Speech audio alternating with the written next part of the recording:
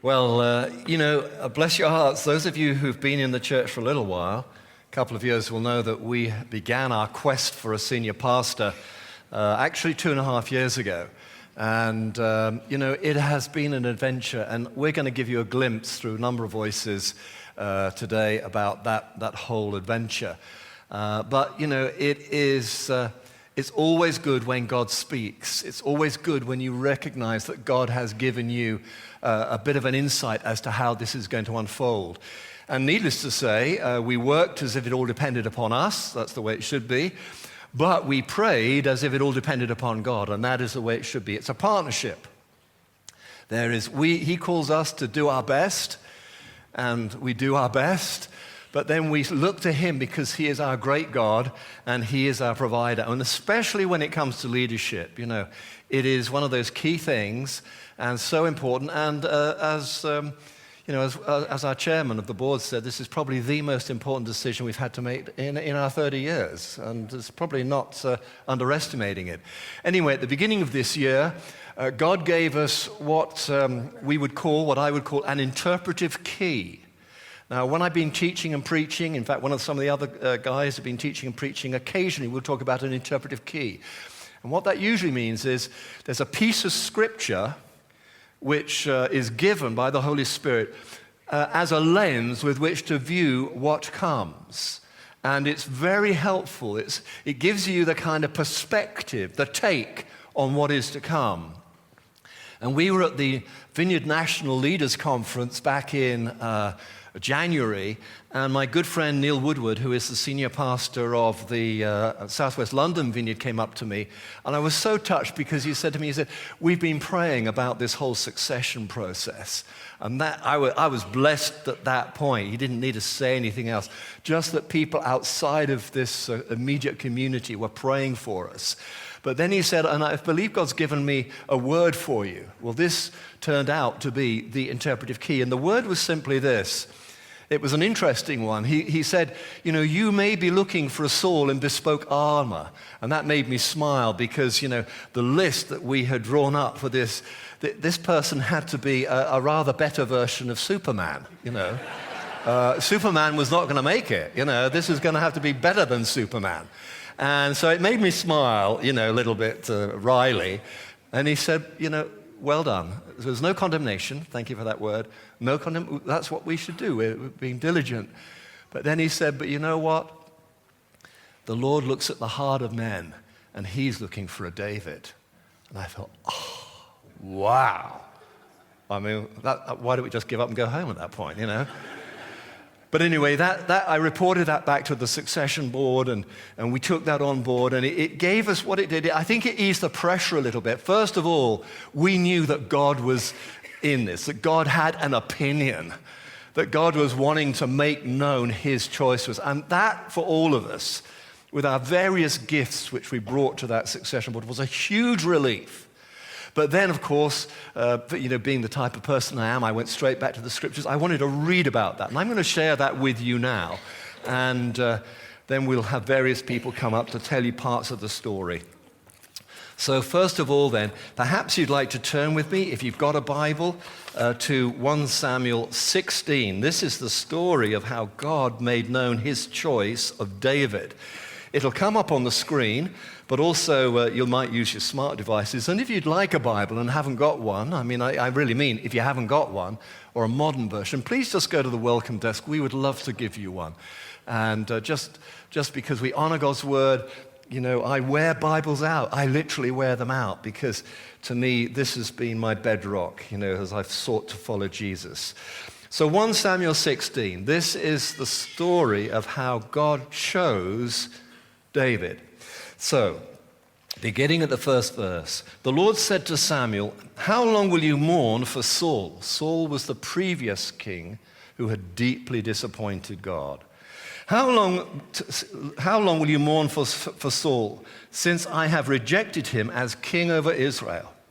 Fill your horn with oil and be on your way. I am sending you to Jesse of Bethlehem. I have chosen one of his sons to be the king. But Samuel said, how can I go? If Saul hears about it, he will kill me. Then the Lord said, Take a heifer with you and say, 'I have come to sacrifice to the Lord.' Invite Jesse to the sacrifice, and I will show you what to do. You are to anoint for me the one I indicate." And Samuel did what the Lord said, and when he arrived at Bethlehem, the elders of the town trembled when they met him. Samuel was a pretty heavy-duty dude. They trembled when he appeared at their gates. They said, "Do you come in peace?" And Samuel replied, "Yes, in peace. I have come to sacrifice to the Lord. Consecrate yourselves and come to the sacrifice with me." Then he consecrated Jesse and his sons and invited them to the sacrifice. And when they arrived, Samuel saw Eliab and thought, "Surely the Lord's anointed stands here before the Lord." He was a fine, strapping young man. But the Lord said to Samuel, "Do not consider his appearance or his height, for I have rejected him. The Lord does not look at the things people look at. People look at the outward appearance, but the Lord looks at the heart." And then Jesse called Abinadab and had him pass in front of Samuel. But Samuel said, "The Lord has not chosen this one either." Jesse then had Shammah pass by. But Samuel said, "Nor has the Lord chosen this one." Jesse had 7 of his sons pass before Samuel. But Samuel said to him, "The Lord has not chosen these." So he asked Jesse, "Are these all the sons you have?" "There is still the youngest," Jesse answered. "He's tending the sheep." Now that gives you some idea of David's standing in the family. You know, it was the young kids or the old men or the trusted slave servants that looked after the sheep. It was an apprenticeship for growing up. They were the kids. They were the lowest of the low. And so Jesse hadn't even bothered to call him to the feast. He was just the young'un, the runt of the pack, or something like that. Anyway, he said, "There is still the youngest." Jesse answered, "He is tending the sheep." Samuel said, "Send for him. We will not sit down until he arrives." So he sent for him, and he had him brought in. And he was glowing with health, no runt there, and had a fine appearance and handsome features. Then the Lord said, "Rise and anoint him. This is the one." Wow. This is the one. Men look at outward appearances. God looks at the heart. This is the one. So Samuel took the horn of oil and anointed him in the presence of his brothers. And from that day on, the Spirit of the Lord came powerfully upon David. And Samuel then went on to Ramah. You know, we could spend a lot of time on that. I'm not going to. It's a great story. It's a great illustration of God working out how he sees us. You know, it's a wonderful way, a wonderful interpretive key to introduce what we're going to be sharing in the next few minutes.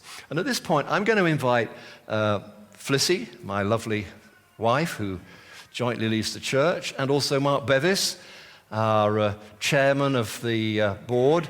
Why don't we just give them a big round of applause as they come up here?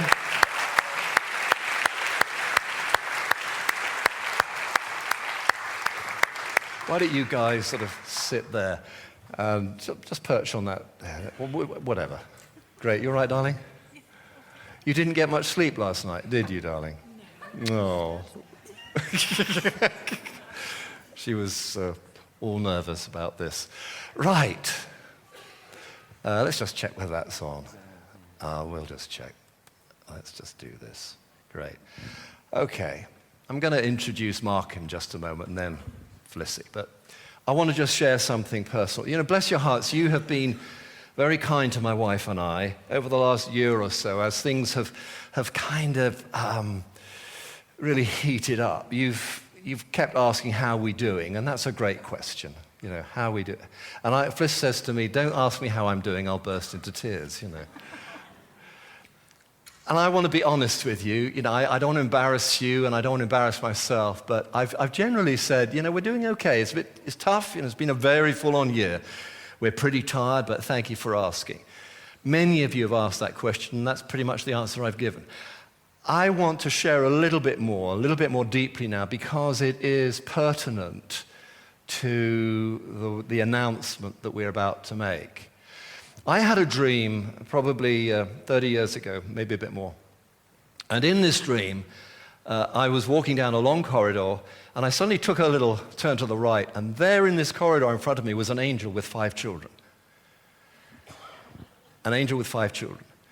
Well, we had 4 children at that point, and in the dream I thought, 5, that's strange. Have I miscounted or something? Anyway, when I came around, I realized that the Lord was showing me something. And I told the dream to Flissy because it seemed significant. And it was significant because actually we had made a decision before the Lord, and the medical teams, that the doctors had helped us with that decision, that we should not try for any more children after 4. And so there was this 5th child, and so we had a bit of a conversation at the time. It wasn't a burning issue, it was like something in the future, but it was kind of like, do we adopt, or what do we do, or how does that work? That was weird, 5 kids. Scroll forward. We started planting this church, and at this point, the church is about 200 strong, and we're meeting at Stag School. And at that point, it was a very, very exciting time up at Stags, wasn't it? God did lots of things for us when we were up at St. Albans Girls' School, using that as our facility. But I remember one morning, it wasn't like this every morning, but a lot of mornings it was. I was up before 7, and I went to get the tower truck. All of our church equipment went into this big towing van. And I towed it up to the school, and then I unpacked all the sound system, and then I put all the sound system up and got that all set up and ready just as the worship team came in to begin their sound check, and the various children's workers and refreshment team arrived. By that time, typically I was dripping with sweat and energized and all the rest of it. I would charge home to our house up in the center of town. We had a house up there. And then I'd have a shower, and then I'd have about 10 minutes just to sit as I ate my breakfast quietly, just getting my head into the sermon I was going to preach. And then we'd all herd our kids, our 4 kids, into the big old Volvo car we had at the time, and then we would get them in all off to church, and then I would lead the service, and sometimes I even led worship. I wasn't leading worship this morning. And then I would preach, and then I'd strip everything down and put it back in the tower van and take it back to where it was kept, and at about 3 o'clock, something like that, in the afternoon, I'd finally get home and collapse. Well, on this morning, there'd been a lot of stuff going on. The collapse came a bit earlier. We got into the worship, and about the second song in, I suddenly felt overwhelmingly tired. And I knelt down, as I often do. And to most people, they've just observed me kneeling, which was not uncommon, but I actually was just exhausted. A profoundness of tiredness and exhaustion, and we were worried about financial issues, and stuff was going on. And I just knelt there before the Lord, and I just said, oh God, I don't know how I can do this anymore. I am absolutely beat. And at that point, the Lord spoke to me very clearly. He said, just listen. And I was kind of thinking, a prophetic word. Go to China, my son. No, not that word. Go to the Cotswolds, my son. I don't want that word, And then the Lord spoke to me and said, listen. Just listen. You're not listening. Listen. So I listened. I really listened. And I heard a church in worship. And I wasn't up the front punching the air and going for it. It was a church in worship. And then the Lord said, that's our baby. That's our baby. Our 5th child. So this church has been like a child for us. Fliss has had many, many prophetic dreams over the years, haven't you, darling, about children. Whenever we were going through a tough time or a big thing, you'd have dreams about rushing around trying to find nappies, usually it was, wasn't it? lots of cleaning up to do, messes, that's been our life, cleaning up messes, But now we come here and we worship with you guys, and the last 10 years have been tremendous fun, really. I mean, knackering, if you excuse the expression. But look at you. Look at the church. You're all grown up. You're all grown up. Just like some of you folks have been taking your teenage children to uni and driving up to Leeds and York and wherever and taking them all there. And you kind of, they're trying to be a bit cool and indifferent, and you're sort of fretting and wondering and say, did you remember to bring Teddy with you? I'll put him in the post. And they just look embarrassed, But you're all grown up. And so in the last couple of years, it's been a little bit like, young men turning up the door. I've got 3 daughters. I know all about young men turning up the door saying, is Noelle in? There weren't many of them I liked, I have to say, No, she isn't. What do you want to do about it? So they've been kind of turning up. And you get to the point when you realize you can't just guard the gate all the time. You can't hold on to her. She's growing up. You're growing up. Look at you. You've come of age. And then one day someone turns up. And you think, you might just do, I suppose. And I just have to say to you that as we've gone through this quest, we've seen some very fine young men and women. But Fliss and I, at this point now, are greatly comforted, are so excited and so profoundly grateful to God that he has called Mark Helvadjian to be our next senior pastor. Come and join us, guys.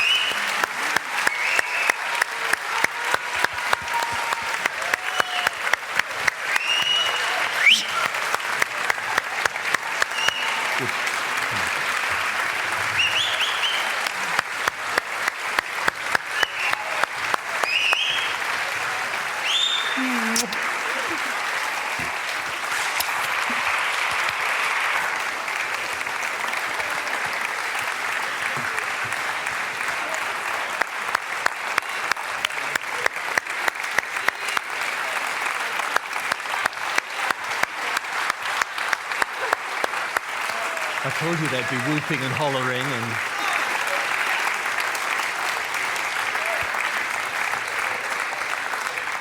Please do say it. Thank you so much. I actually put it in the script. It says, wait for whooping, stomping, and hollering to die down. It's actually there, isn't it, guys? We're going to hear from Mark in just a moment. I want to say something, just to be clear, right at the beginning. Mark and Steph, bless them, we've got to know them very well, Fliss and myself, over the last 5 years. Fliss and I have always felt called to jointly lead the church. Mark and Steph, it's slightly different. Mark feels, and we agree, a tremendous sense of call to lead the church. Steph, you are going to let him get on with it while you pursue the ministry that God's giving you and support him to the absolute hill. Just wanted to be clear on that because, sometimes, people expect an awful lot from senior pastors, but slightly different for you guys. Anyway, without further ado, I want to introduce Mark Bevis now, who's chair of our board, and he's going to tell you a little bit about the process by which we got to this point in time. Thank you, Mark. Good morning, everyone. So we thought it'd be helpful for me just to explain a bit about the process of how we've come to this point. So this is about the how.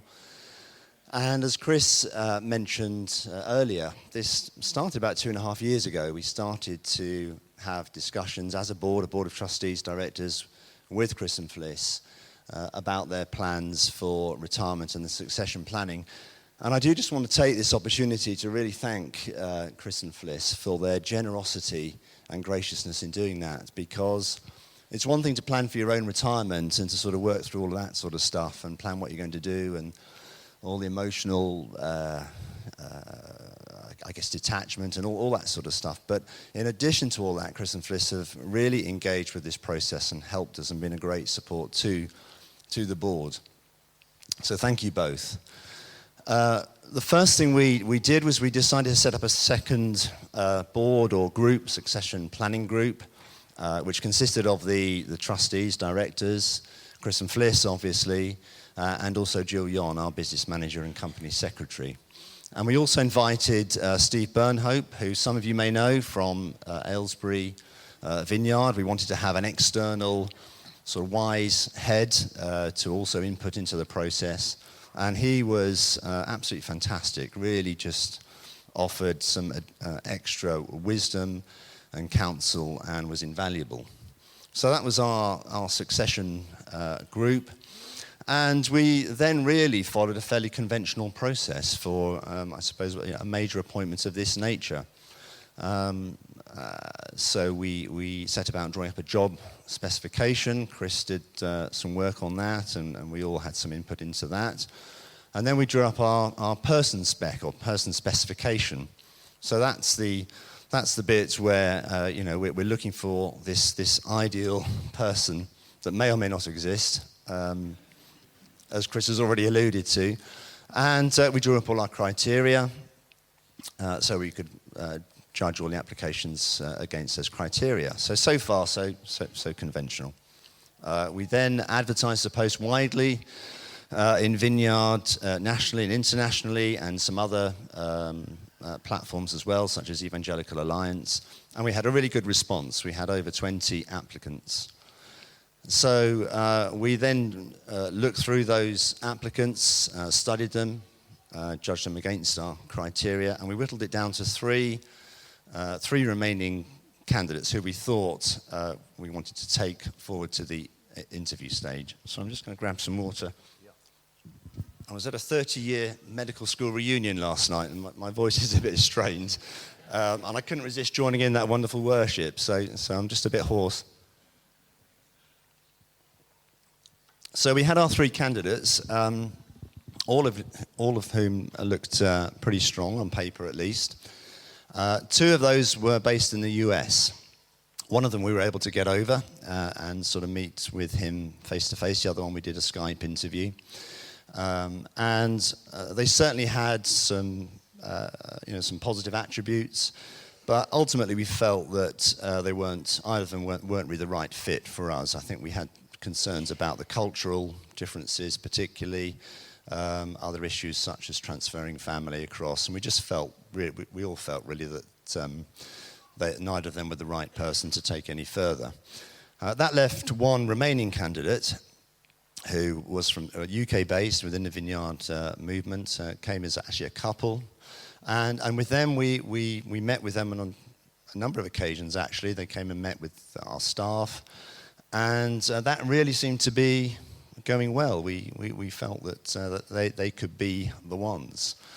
At which point, we were on the point, really, of making a formal offer to them. And they then withdrew and said that they felt God was actually calling them to stay and remain in their own church.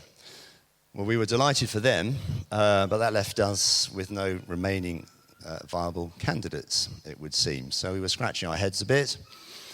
And the interesting thing at that moment, having gone through all this process and followed it very diligently, was that we all just had a sense of God just saying, pause, wait, be still.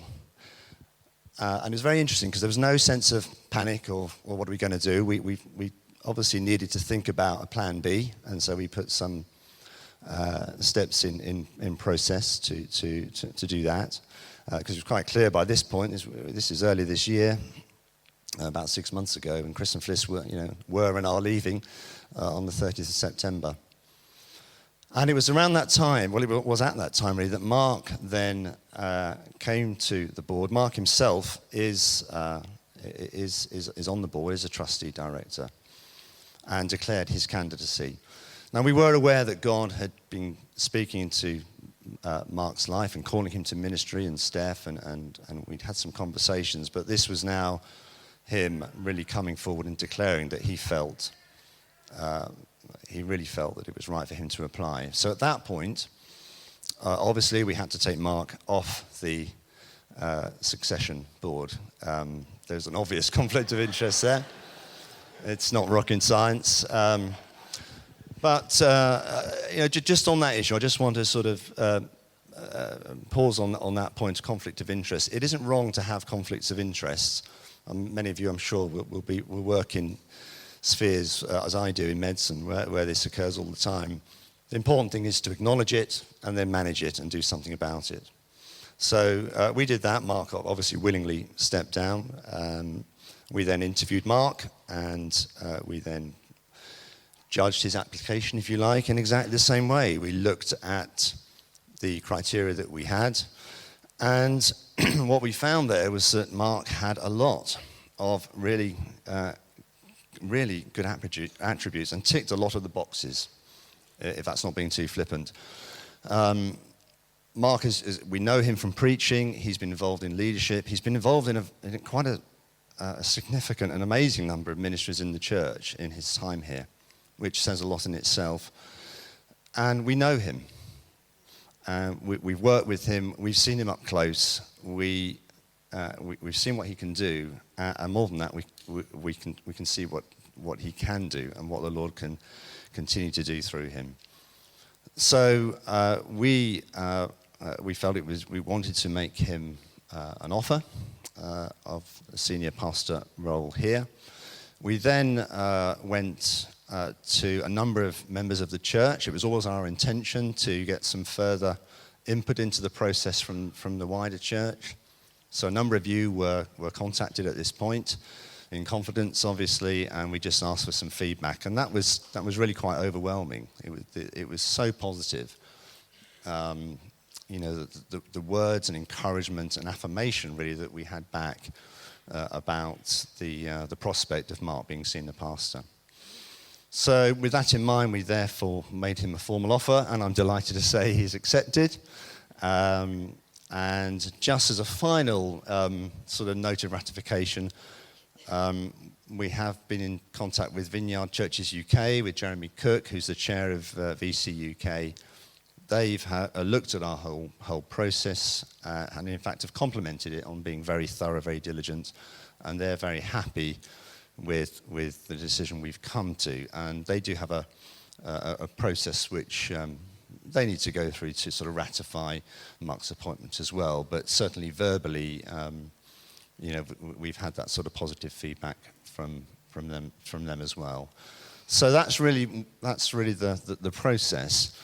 The other important bit in this is how God has been speaking to us. I've alluded to that in one or 2 points, but I'm going to hand over to Fliss now, who's going to talk a little bit more about how God has been speaking to us about Mark and Steph along the way. So Fliss, over to you.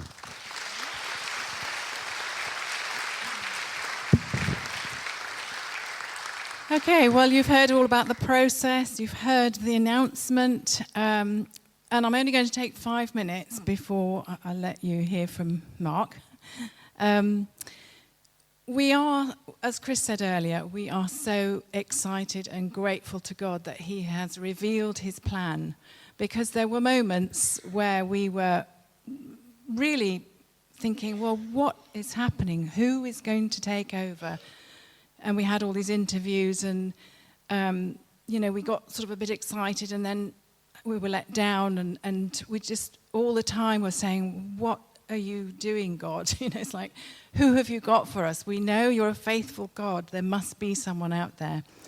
And way back when Mark first came on staff as an intern, and then a lay pastor, even then we sort of thought, could he be somebody who would be the one to take over when we retire? Because this was a few years ago. And, we could see his giftedness. We could see his heart for God. We could see his sense of call and vision for pastoral ministry and just full-time ministry in the church. We could see all of that. And we thought, wow, this guy might be the one. And we were praying all the time, just show us. And we sort of watched. We kind of took our time and watched. And as Mark preached, we would see how you guys responded to him and how you responded so well.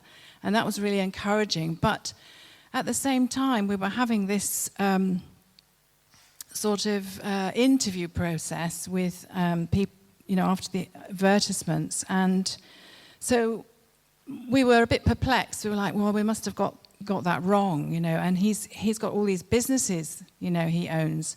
And just about the time when we thought maybe it is him, he went and started another business. So we thought, oh, we've definitely got it wrong then. He's going more into business. So scroll forward to the advertising and everything.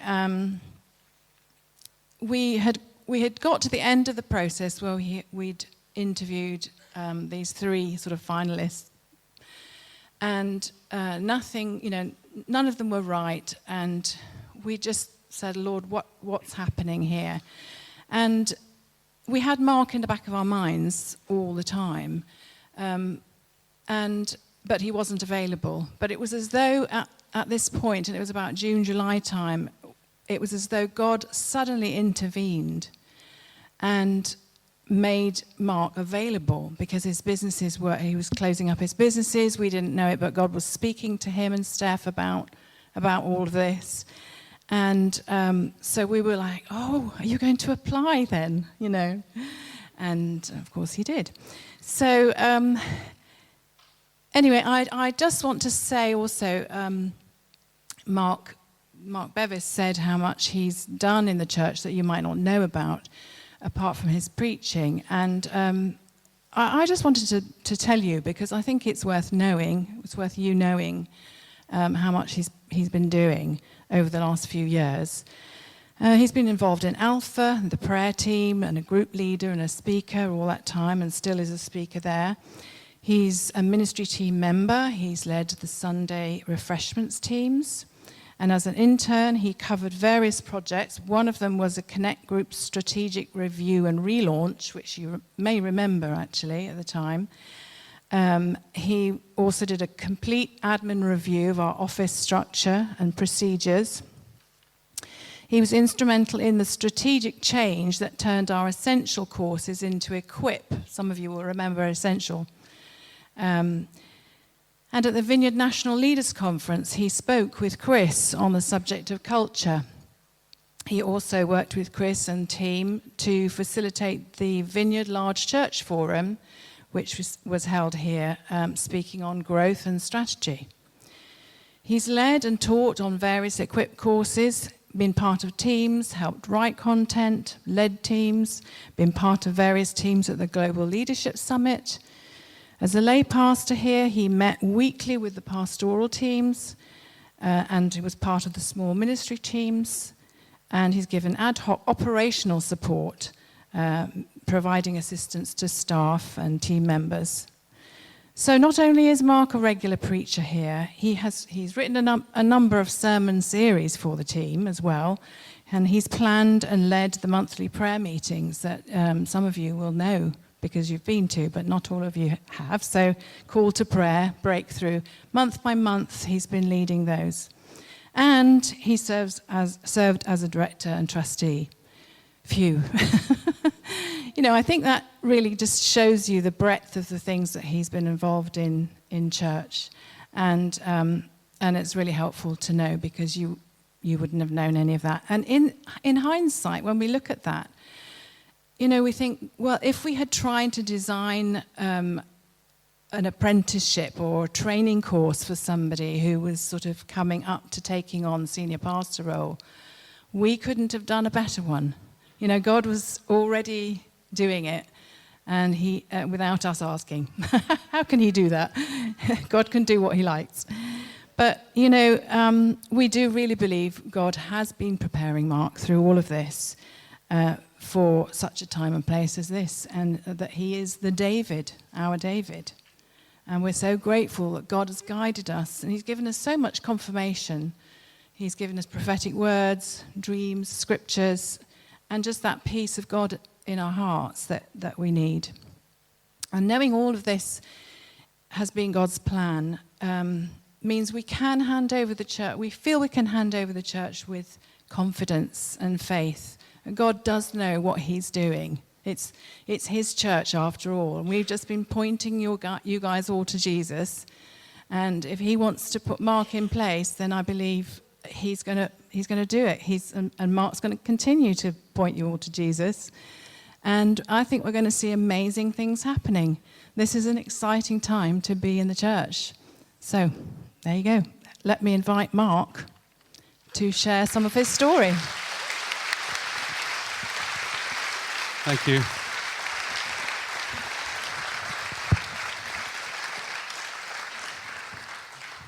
Wow, bless you all. I must say I'd much rather be preaching than talking about myself, quite frankly. It's so humbling, but thank you. Yeah, I'm going to just talk a little bit in terms of how my story weaves into all of this, because clearly you don't wake up one day and say, oh, I think I'll be a senior pastor. You know, God works in your heart for a number of years. And, you know, I'm blessed to grow up in a Christian family. My paternal grandfather was a pastor, my parents in church leadership, and from a very early age, being part of different ministry teams. And I remember that first, if you like, stirring of a call to full-time ministry. I was 16. With a jazz band from the US, an evangelistic group in the Edinburgh Festival. And by day we would play our instruments and talk about Jesus, and by night do concerts. And it was then really that I remember my first stirring to say, wow, could I possibly do this? Could this possibly be what you've got for me, Lord? But you know, life kicks in, did my A-levels, went to university, backslid, came back to the Lord, and once again that stirring came. I thought, well, I'd much be rather studying the Word than marketing and economics. But God has a plan. So I came out of that. Came into work, part of a healing and deliverance ministry. I was a worship leader for that, got trained in that ministry. And then moved to St. Barnabas in North Finchley. I know there's some ex-St. B's here. Is that the batons over I can see waving? And joined the ministry teams there and worship leader. And one amazing thing happened. I met my beautiful wife, Stephanie. Here she is. Gorgeous woman. Beautiful. And, you know, we went to my auntie's church. We just got married, and we sat at the back because a prophet had come into town and he was doing a message. So we hid. You know when you do that? Don't speak to me. Well, guess what happened? He came and spoke to us, found us out, and he said to me, God's got a prophetic word on your lips for his church. I was like, oh boy, that's deep. And he had a word as well, a beautiful word for Steph. And there was that stirring again. We knew it was only a matter of time. And then what Steph and I did, we prayed the most dangerous prayer you could ever pray. Lord, do with us what you want. Take us anywhere, do anything. If you say it with sincerity of heart, he'll say, okay. And so God duly answered. Within a matter of about a year, he said, you're going to Australia. All right, off we go. And so went to Australia with Yahoo, my company then. And then God stirred us again. He gave me a business idea, and I won't go into the detail of it now. Plenty of time for stories, by the way. And God said, I want you to leave Yahoo and go and set this up. And we said, okay, and we obeyed and we moved. And one of those moments where you'd say yes to God. And that was amazing. It took off and we had huge success, but there was something in my heart again. And I remember crying out to God, Lord, I'd rather be a doorkeeper in the house of my God than dwell in the tent of the wicked. There was just this stirring in me. And I thought that maybe this was a time we were part of a Pentecostal church in Australia, part of the worship team there and part of leadership. But God stirred our hearts and he moved us back here. And then we arrived here in November 2012. And then we came here January 2013 to the Vineyard. And it felt like coming home. You know, I've been in a Baptist church, a Pentecostal, a charismatic C of E. I've been in many denominations, but it felt as if coming here was all the best bits of everything in one place. The values were ours, the theology was ours, the expression of church was ours. And very quickly, you know, God opened doors in this place. And I just want to share very quickly some of these. We haven't got time for all the stories. But, you know, I remember one moment I was walking through those doors over in the balcony one day. It was in the afternoon and it was empty in here. And all of a sudden, as I looked at these empty seats, I had a wave of love for you guys. I can't describe it. For every person that seat represented. And I said, Lord, what is that? And it was just a shepherd heart. And from that moment on, I've just prayed for you guys and been on my knees and wept for you guys. Just a sense of love that I know can only come from God. And that same year, I was in an equip course and we were doing about giftings and were encouraged to say, Lord, what gift have you got for me? And I was just closing my eyes and I had a picture of me on top of a mountain, and down below was thousands of people. And I knew it meant that God was calling me to lead this people. And I said, oh, Lord, I can't do it. And Jesus was next to me. He said, Mark, the moment I call you, I'll equip you for such a time as that. And then that same year, we had a friend who's a pastor in Canada who had just trained at Bethel in Reading, came over. He said, Mark, the Lord's given me a word for you. He said, you're going to lead a movement of people. And one other word I want to share with you. We were in a church planting course. It was the following year. And in the church the Vineyard were running, and someone had a word for me, and she said, God is going to give you a church, which is a bit of a strange word when you're in a church planting course, but it was very specific. Anyway, fast forward, I was in business, sold the business in 2016. And I asked, Lord, what have you got for me now? And there were no doors open for ministry at that point. And I had a picture Lord gave me very strong that I was walking with the Father hand in hand. And we went to a playground, but there was no swings or slides or climbing frames in there. And God said, you go build what you want and I'll sit down and wait for you. And in the corner was all the tools and all the resources I would need.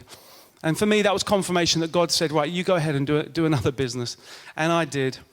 Okay, so fast forward, as I did that, part of the succession planning for 2 years, I was focused on that new business that I had set up. And certainly, as we said, we had such a strong candidates, and we were about to make an offer. And so this was not in my mind, but things accelerated. And when we found ourselves with no candidate, it felt like that David word, that Saul said, well, who's going to wear the armor? And all of a sudden, we felt, as Steph and I prayed and sought godly counsel, that it indeed could be us. And so, but we had found ourselves in a position where we were raising capital for this business, and we said, well, Lord, we feel like we're in a bit of an accidental fleece here, because it's up to you. I've committed to this path. If we raise the capital, then we'll go down that path. But if we don't, and this door opens, we'll go down there. And we had to wait for 2 months. And as I was waiting, I just want to share this briefly in the next 2 minutes or so. God impressed on me. I asked the question, Lord, I see it that it could be David, but I asked the question, why David? And God reminded me of 2 scriptures. The first one was Acts 13:22, says this, I have found David, son of Jesse, a man after my own heart. He will do everything I want him to do. Because David's vision, you see, aligned with God's. And then a friend gave me this scripture, Psalm 78, 70, 72, I think it'll be on the screen. He chose David, his servant, and took him from the sheep pens out of business. And David led Israel with the integrity of his heart and with the skill of his hand. And so I started asking God, okay, what have you placed in my heart? And all of a sudden, God started pouring vision into my heart for his kingdom and for this place and for each one of us. And God gave me this picture, and he gave me this word. He said, Mark, the depths of the foundation dictate the height of the building. And what's true in the natural is true in the spiritual. Let us look around. There is no surprise that we are who we are, the size and the influence that we are, because the love and the sacrifice and the passion that Chris and Fliss have sown into this ministry, the depth of foundation. But here's the thing, there is way more to come. Why? The conviction is we are in the last days, guys. Do you feel it in your spirit? We're in the final hours, and God is calling his church to rise up and to bring glory to Jesus and to save a lost nation and a lost world. And we have a part to play. We should never be comfortable in these pews that we don't go and proclaim the saving grace of Jesus. And so as it burnt in me, the second question was, okay, that's my heart, but what about my hands? And as I took stock of my life and looked back, I could see that it was an amazing 2 tracks of apprenticeship. One in ministry, being part of so many churches and part of ministry teams and all that stuff. And as Fliss has shared within this church here. But also in business, growing large teams, large budgets, managing lots of people, scaling organizations. We are the size that is important, but as we grow, it's going to become even more important. As we think about being faithful stewards and being diligent with what he's given us. And so all of a sudden, I said, yes, I can see it, Lord. I can see why I'm that David. But then I had to wait to see what happened with the fleece. And guess what happened? We didn't raise a thing. And people were, to quote them, beyond baffled as to why, because the business is going amazing. But in that moment, I'm going to share this last picture. All of a sudden, during this period, I knew this was going to happen because God gave me a picture. I was back in the playground, and the Father was on the bench, and here I was building this climbing frame, and it was almost finished. And I was at the top, and I was about to put the last piece on, and the Father got up and walked over and said, are you ready? Shall we go now? I said, yeah, let's go, and I dropped it. Why? Because when Jesus says, drop your nets, you say yes. You say yes. And that's what Steph and I are doing on this. We're being obedient, and we've had these moments in our whole lives where God has called us to do something. We've said yes. And so this is a step of faith, knowing that God doesn't call the equipped, he equips the call. Thank God for that. lastly, I'm going to end with this and then hand over to Chris. You know, at the very start, in 2013, I went away and fasted for a few days when I just sold my other company. And this was 2013. I was sitting at the back over there near where Larry is, actually. Hello, Larry. And at the end of the service, God said, right, I want you to go up and speak to Chris. And this was the first time I've ever met Chris. And I came up and I said, hello, Chris. Rather nervous. I feel God's calling me out of business and into ministry. He said, that's fantastic. Listen, I'm just about to go on holiday. This was about early summer. Send me an email, and when I get back, let's meet. And so we did that. But while I was waiting, for the space of about 4 days, God gave me a picture. This is back in 2013. And the picture was me in a room, sitting on a chair, and Chris came over and gave me a key. And this was 4 days, very powerful picture. And I knew what it meant. But you know, you think, well, that's just probably my imagination. What are you thinking? But you know what's interesting? God said, I don't want you to share that picture with anyone, not even Steph, not until it comes to pass. And I've been carrying that thinking, well, was it God? Was it me? And so when the board offered me the role, I then called Chris and Fliss and I shared that picture, that story with you, Chris, didn't I? Maybe I'll hand over to you.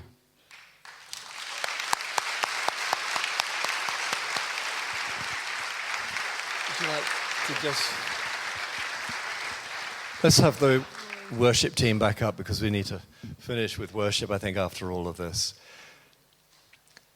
So my little story to round off is that in May of 2017, I suddenly was thinking and imagining what the ending might look like. And I found myself thinking about the imagery that we've used during this process, about handing on a baton. You know, some people have said to me, you know, you never retire in the kingdom, you know, what's this retirement gig? And I totally agree with you. Fliss and I don't expect to be sitting beside a swimming pool somewhere drinking pina colada for the next 30-odd years. We expect to be ministering. It's just the end of a chapter for us. But we did feel that the Lord was saying, I want you to be running at full tilt and hand the baton on to your successor who will run at full tilt. There would be no sort of, you know, sad winding down with me coming onto the platform with a Zimmer frame and getting confused and getting tangled with wires. It was going to be a slick, smooth handover. And anyway, so I was thinking about this baton thing, and I suddenly got into my head, I thought, I must go down to the sports shop and buy a baton to hand on to the next guy. And this is where the Lord spoke very clearly. He said, don't. Buy a key. Buy a key. And I said, really? But I've been talking about baton. He said, buy a key. So where do you go when you want to buy a key? And I had this image in my mind of a great big key. I went on eBay, of course. And I bought a really big key. It's the key of a French chateau. That's how big it is. It's about 8 inches long, something like that. But what really struck me was on the kind of business end, you know, the key bit, the actual lock thing was an upside down cross. That is St. Peter's cross. And St. Peter was entrusted with the church. And so I bought this thing, and if you've been in my study, you'll know it hangs on the wall, and I call it the founder's key. And the Lord just told me, you will give that to your successor. Trust me. And so when you marry that little witness to the story that Mark has just told us about seeing me coming across and giving a key, then I find that for me, on top of everything else, that's very confirming. Let's just stand and pray. Now, just so that you know what's going to be happening, we actually, at the first service in 2019, that's when we will be handing over to Mark and Steph, but you know what I mean. And that's when we'll be praying for them and giving them a key. As I think many of you know, Fliss and I intend to stay on in the church. We are stepping down from senior pastoral role, and we are retiring, but we want to stay in the church. I have a number of duties that the board have charged me with, so you will see us, we will be involved, but the actual physical handover will be the beginning of January. But let's just pray now for God's blessing on this auspicious moment. This is a historic moment, and you were there.